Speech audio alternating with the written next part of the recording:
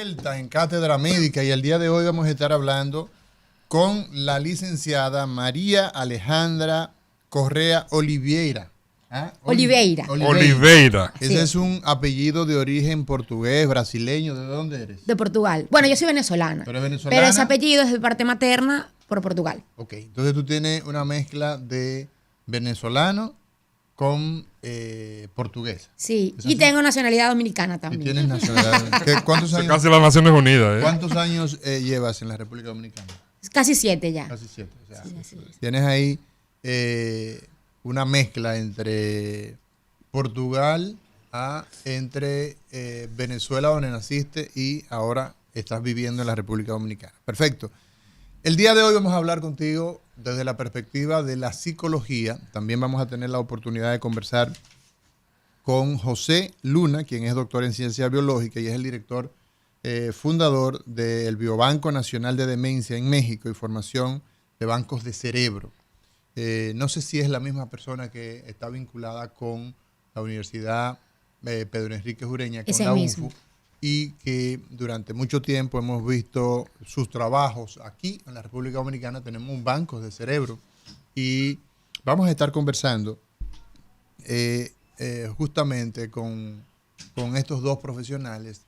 Vamos a ver si podemos enlazar con el doctor Luna a través de Zoom para que tengamos la posibilidad de compartir hoy, hablar de Alzheimer. Y mi primera pregunta es justamente, María Alejandra, ¿qué es el Alzheimer? Para, de una manera simple, de una manera sencilla, las personas que no se escuchan, que es el pueblo llano, pues pueda enterarse de qué estamos hablando. Esta condición, ¿verdad?, que es tan común, es una demencia, pero explícale desde tu perspectiva, desde tu visión, la definición de Alzheimer. Mira, el Alzheimer es una enfermedad del cerebro, pero que no se limita únicamente a él. ¿Qué quiero decir con esto? Podríamos pensar que, bueno, afecta solo el cerebro y entonces el resto del cuerpo no tiene nada que ver con lo que pasa allí. Y para nada. Vamos a ir viendo a lo largo de la conversación que todos los cambios que se dan en el cuerpo pueden terminar afectando y predisponiendo al Alzheimer. Pero volviendo al tema principal, el Alzheimer es una enfermedad del cerebro en la cual se acumulan en ciertos lugares unas proteínas que dañan, matan a la neurona y por ende, en esos lugares donde se mueren las neuronas, las funciones que estaban asociadas a él, pues también se van a ver afectadas. El tema con el Alzheimer es que es una enfermedad progresiva. Es decir, pasamos desde un periodo en el que los síntomas son muy simples y a veces incluso difíciles de reconocer, hasta una fase muy avanzada en la cual ya la persona pierde incluso la capacidad de cuidar de sí mismo. ¿Okay? Otra cosa que es muy importante tener presente cuando hablamos de Alzheimer es que es una enfermedad que no tiene cura. ¿Okay? Actualmente la ciencia no ha podido generar un fármaco que detenga o eche para atrás el daño que se va generando en el cerebro, ¿no? Esto no significa que no haya muchísimas cosas que podamos hacer para prevenirlo o muchísimas cosas que podamos hacer cuando ya tenemos el diagnóstico, pero ciertamente curarlo no es una posibilidad. Entonces, esa proteína que la producimos regularmente los seres humanos, ¿cuál es el origen? Porque la proteína al final la que genera la destrucción de la celular. Entonces, sí, ¿cuál y es a todo esto precisar algo, Montero, y es que nosotros tenemos que nuestro cuerpo tiene maneras muy, digamos, distintas en términos de su función. Por ejemplo, la sangre se produce en los huesos, la bombea el corazón, va a través de las arterias por todo nuestro organismo y entonces produce la nutrición cuando llega a los tejidos. Los huesos se articulan como si fuese una puerta con una bisagra y ese es el mecanismo en que, digamos, que funciona el riñón, pues produce el filtrado de la sangre, pero las células nerviosas tienen la capacidad de establecer conexiones, que son conexiones muchas veces químicas, ¿verdad? O eléctricas. Y entonces esa conexión se conoce con el nombre de sinapsis. Entonces hay una interposición. Ya tenemos al doctor Luna en línea. Buenos días, doctor José Luna, ¿cómo estás? Muy amable. Sí, para nosotros un placer. Sabemos de toda la dedicación que usted pues ha llevado a lo largo de su ejercicio profesional con la fundación, ¿no?, de Biobanco Nacional de Demencia en México y la formación del Banco del Cerebro en la República Dominicana, específicamente en la UNFO. Nosotros es un Sí, verdadero placer tenerlo en el día de hoy con nosotros hablando de la enfermedad de Alzheimer. Y explicábamos antes de su entrada justamente que cómo funciona el sistema nervioso. El sistema nervioso, las neuronas establecen conexiones. Entonces, en el Alzheimer, ¿cuál es la realidad de esta interposición, si se puede decir, de esta proteína? ¿Qué es lo que interfiere a cómo ocurre esto desde el punto de vista biológico? sí, mira, una de las cosas muy importantes que debemos de visualizar en esta enfermedad de Alzheimer es que hay dos entidades patológicas y son dos proteínas que se modifican. Una de ellas, que es la que correlaciona realmente con el deterioro cognitivo de la persona, es la presencia de una proteína que se llama proteína tau. Esta proteína se ensambla en filamentos altamente insolubles dentro del cuerpo de la neurona y que con el tiempo, obviamente, esta neurona va a morir. ¿Sí? La transmisión de esta proteína patológica que modifica su conformación, que hay eventos posttraduccionales, esto quiere decir que después de que ha sido sintetizada la proteína, esta se modifica en la enfermedad de Alzheimer y esto hace que, bueno, normalmente la proteína tau se encuentra en los axones de las neuronas, ¿sí? Pero cuando se modifica por estas modificaciones posttraduccionales, ya sea de hiperfosforilación, truncación, plegamientos de la molécula, esto lo que hace es que la proteína tau se desprende del microtúbulo y se empieza a ensamblar en ella misma, se acumula en el cuerpo de la neurona, se pierde el axón, entonces por eso se pierde la sinapsis entre una neurona y otra, ¿no? Otra de El las punto, proteínas, el sí, punto aquí, Luna, hablamos para un público general, no un público sí, especializado. El punto acá es que existe de alguna manera que entre esas dos, si mis manos fueran dos neuronas, una neurona de este lado, otra neurona de este lado, entonces la proteína tau entonces impide la conexión por un mecanismo que probablemente a la población pues no le interese, no porque no sea útil, sino quizás ujú, porque es más fácil así para que lo entienda. Entonces, sí.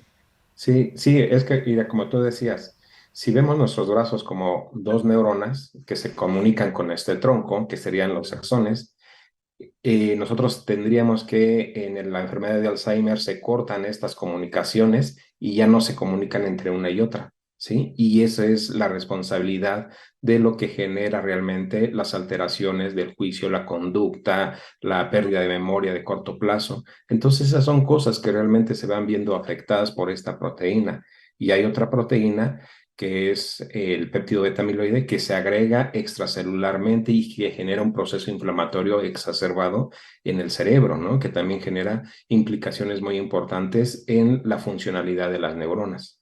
que pudiéramos decir que Alzheimer, enfermedad de Alzheimer, tiene dos elementos que confluyen. La proteína tau, que se interpone y eso está entre la célula. Y han mencionado el péptido, Beta-amiloide. Beta amiloide. el péptido beta amiloide, que ya es un elemento que es extracelular, que va a favorecer un proceso inflamatorio. Eso sería Así entonces es. como la base biológica de la enfermedad de Alzheimer. ¿Por qué ocurre esto, doctor? Bueno, hay factores de riesgo que pueden estar asociados a esto, como dentro de ellos los factores de riesgo. Bueno, primeramente vamos a ubicar que hay dos entidades asociadas a esta expresión de esta enfermedad, que una puede ser genética, que obviamente hay mutaciones en los genes de las personas que hacen que se sobreexprese el depósito de amiloide beta y que con ello también se modifique la proteína tau, ¿no? Se desarrolla alrededor de los 45 años de edad y es un proceso de evolución mucho más rápido que la forma esporádica. La forma esporádica se desarrolla después de los 65 años de edad, pero no sabemos qué la está desencadenando. Se han asociado factores de riesgo como es el sedentarismo, la obesidad, el alcoholismo, la diabetes, la hipertensión, la drogadicción, En fin, hay una serie, también los estados emocionales también pueden afectar bastante, por ejemplo, la depresión también es un factor predisponente para que pueda desarrollarte esa enfermedad, ¿no? Entonces hay factores que pueden generar estos cambios y dentro de estos cambios que generan, lo que se ha venido actualmente mencionando es la epigenética, ¿no? La epigenética que realmente son genes que están dormidos, pero por el medio ambiente donde se están desarrollando, donde estos factores de riesgo nosotros estamos incrementándolos, entonces se pueden prender algunos genes que pueden modificar estas proteínas, ¿no? Pero esto es muy importante porque nosotros podemos modificar esa epigenética, regresando otra vez a los estados normales de un estilos de vida saludables, ¿no? Entonces, eso es muy importante también que lo podamos ver. La epigenética sí se puede modificar, las mutaciones no lo podemos modificar. Decía el doctor Luna, María Alejandra, de que en el Alzheimer se da que se corta esa comunicación entre las neuronas y que esto provoca ciertas modificaciones en la conducta y en los movimientos del paciente que sufre de esta enfermedad. Entonces nos gustaría que pudieras detallar cuáles son esos primeros síntomas que podría mostrar un paciente con Alzheimer para que las familias estén pendientes. Mira, debido al lugar en el que comienzan a producirse estos daños, que el doctor acaba de explicar, los primeros síntomas que vamos a ver es una dificultad para recordar, pero no recordar cosas viejas, sino cosas recientes, que además es una cosa que a las personas les llama mucho la atención. Como a veces tenemos a un envejeciente o a una persona con Alzheimer que se recuerda de la lista de los alumnos de cuando estaba en el primer curso de primaria, pero no se recuerda que desayunó. O sea, la memoria a corto plazo. Exactamente, la memoria de los eventos recientes. También la capacidad de aprender información nueva. Esto se dificulta. Es por eso que los primeros síntomas que podemos ver en una persona es olvidar cosas que se les dijo recientemente, como mira, tenemos una cita médica y luego ya no lo van a recordar. Ubicar cosas en un lugar y luego no recordar que lo he puesto allí, lo cual además nos lleva a un punto que es bastante crítico y es que pueden empezar a decir, bueno, parece que alguien está entrando y me está robando las cosas, que ha sido la causa por la que han votado muchas señoras de servicio de casas. Bien, entonces, habitualmente, estas manifestaciones, ¿en qué edad aparecen? ¿En qué rango de edad y en quién es más frecuente? ¿En hombre o mujer? Mira, la edad en la cual se suele presentar el Alzheimer en su condición esporádica, que es la más común, un 95% de los casos, es a partir de los 65 años. O sea, que es una enfermedad ya de la tercera edad. De hecho, no necesariamente, pero como el principal factor de riesgo es la edad, a medida que aumenta la edad, entonces vamos a ver más casos, ¿ok?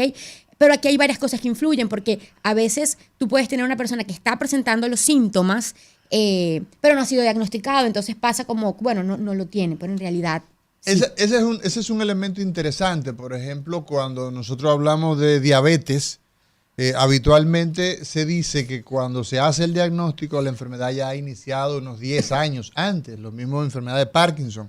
¿Cuál es tu experiencia? ¿Qué nos podría decir, doctor José Luna, doctor en ciencias biológicas y director, fundador del Banco Nacional de Demencia en México y del Banco de Cerebro en la República Dominicana? Sí, mira, una de estas cosas muy importantes es que realmente todo este cambio que nosotros estamos viendo anatómico es que realmente lo primero que nosotros vamos a ver es la muerte neuronal en el hipocampo que está asociada realmente a la memoria de corto plazo, ¿no? De nuestro cerebro, ¿no? Sí, sí, sí, es una parte muy pequeña del cerebro que realmente está asociada a eso, pero después vienen los cambios de juicio y conducta que ya está asociada a una alteración en la corteza frontal y temporal, ¿no? Entonces, si lo vemos nosotros, también inclusive todos los estudios que estamos haciendo en la UNFU, en el Banco Nacional de Cerebros y en conjunción con el Banco de Cerebros, el Biobanco Nacional de Demencias de México, es que también tenemos que enfocarnos que, por ejemplo, las emociones también son muy importantes que se van modificando en los pacientes y de hecho algunos neuropsicólogos y neuropsiquiatras han mencionado que inclusive las emociones son mucho más tempranas en los cambios que inclusive la memoria, ¿no? Entonces aquí estamos hablando de otras áreas también importantes que es la amígdala que está asociada exactamente cerca del hipocampo, y el cíngulo, que es una continuación prácticamente del hipocampo, ¿no? Entonces, estas áreas obviamente también se ven muy afectadas por esta patología, ¿no? Por esta muerte neuronal que nosotros estamos viendo. Entonces, sí, como decía la doctora, esto va a conllevar a que realmente el proceso de deterioro cognitivo va a ser un proceso de evolución paulatino, sí, y que estas muertes neuronales que nosotros estamos viendo se inician 15 o 20 años antes, ¿sí? De que haya un síntoma clínico. Y por eso es tan difícil que nosotros podamos diagnosticarlo en etapas tempranas, ¿no? Porque ya cuando hay un síntoma clínico, por ejemplo, como les decía, la pérdida de memoria, ya está invadido el hipocampo. Juicio y conducta, está invadido la corteza frontal y temporal. Alteraciones de juicio y conducta, ya están en otras áreas. Sí hay también inclusive alteraciones en la percepción de imágenes, significa que ya también hay alteraciones en lo que es la corteza occipital, ¿no? Entonces, vamos, lo que nosotros estamos haciendo y buscando precisamente en el Biobanco y en el Banco Nacional de Cerebros de la UNFU, pues es precisamente encontrar y buscar estos factores de riesgo que pueden estar asociados a la presencia de estas patologías, y eso podría generar realmente políticas públicas para que se pueda reducir la cantidad de personas que pueden estar desarrollando esta enfermedad, ¿no? Bien. María Alejandra, tenemos que irnos a una pausa, pero cuando nosotros regresemos, nos interesa que tú nos expliques qué es un neuropsicólogo y por qué los neuropsicólogos abordan esta enfermedad tan frecuente que diezma tanto la calidad de vida y que las personas con Alzheimer olvidan hasta alimentarse, olvidan hasta tragar. O sea, un proceso tan degenerativo. ¿Y por qué entonces un neuropsicólogo aborda esto? La neuropsicología, a propósito del tema del día de hoy, de enfermedad de Alzheimer.